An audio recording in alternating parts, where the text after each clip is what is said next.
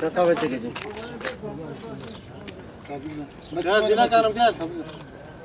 Ancak bugüne kadar hep oyalandık.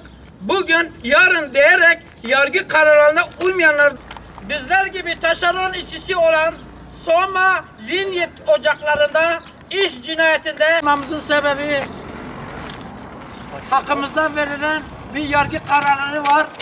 Kararımız gösterilen ancak kanun karşısında birçok temel haktan ve iş yerlerimizde mevzualı olduğu gerekçesiyle dava açılmıştır. İlk davalar 10.05.10.2011 tarihinde Yargıtay 9. Hukuk Dairesi tarafından onaylanarak kesinleşti, havale edildi. Kesinleşen alacak davaları mali yönde büyük miktarlara ulaştı.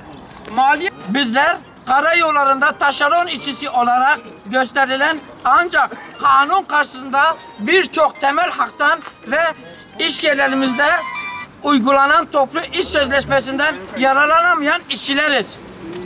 Üyesi olduğumuz Türkiye Yol İş Sendikası tarafından yargıya müracaat edilerek çalışma şeklimizin mevzualı olduğu gerekçesiyle dava açılmıştı.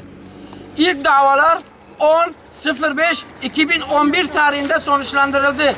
İşe ilk girdiğimiz günden itibaren karayollarının işçisi olduğumuza karar verildi. Bahse konu kararlar 2025.10.2011 tarihinde Yargıtay 9. Hukuk Dairesi tarafından onaylanarak kesinleşti. O günden beri yargı kararlarının kesin olmasına rağmen uygulanmamaktadır. Yargı kararında çalıştığımız iş yerlerinde uygulanmakta olan toplu iş sözleşmelerinden de yararlanmamız gerektiğine hüküm edilmişti. Daha sonra toplu iş sözleşmesinde yararlanmak için açılan davalar bilirkişiye havale edildi. Kesinleşen alacak davaları da mali yönde büyük miktarlara ulaştı. Maliye ve Çalışma Bakanlığı yetkileri kadro verme veya alacakları ödeme durumu ile karşı karşıya geldiler. Kadromuzu vermeleri karşılığında alacak davalarından sulh yoluyla vazgeçeceğimizi taahhüt ettik. Ancak bugüne kadar hep oyalandık. Bugün, yarın diyerek yargı kararlarına uymayanlardan adalet istiyoruz.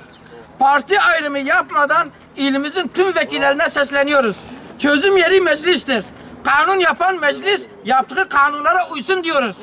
Yıllarca biz taşeron işçisi olarak çalışıyoruz. 12 sene, 15 sene, 16 sene çalışan arkadaşlarımız vardır.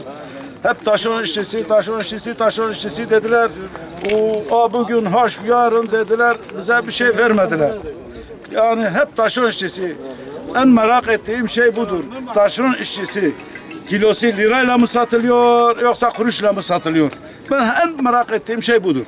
Biz karayollarında yaklaşık 12, 15, 16 yıllık çalışan arkadaşlarımız var. Hepimiz dahil olmak üzere. Biz karlarda çalışıyoruz, yama işleri yapıyoruz. Yani açıkçası karayollarındaki bütün yapım, onarım işleri şu anda biz yürütüyoruz. Bir türlü yetkililer bizim sesimizi duymuyor, bizim kadromuzu vermiyor. Biz kadro hakkımızı istiyoruz, başka hiçbir şey istemiyoruz. Yıllardır sömürüyoruz, taşeron kanımızı emiyor. Vampir gibi girmiş damarlarımıza çıkmıyor. Biz bundan kurtulmak istiyoruz.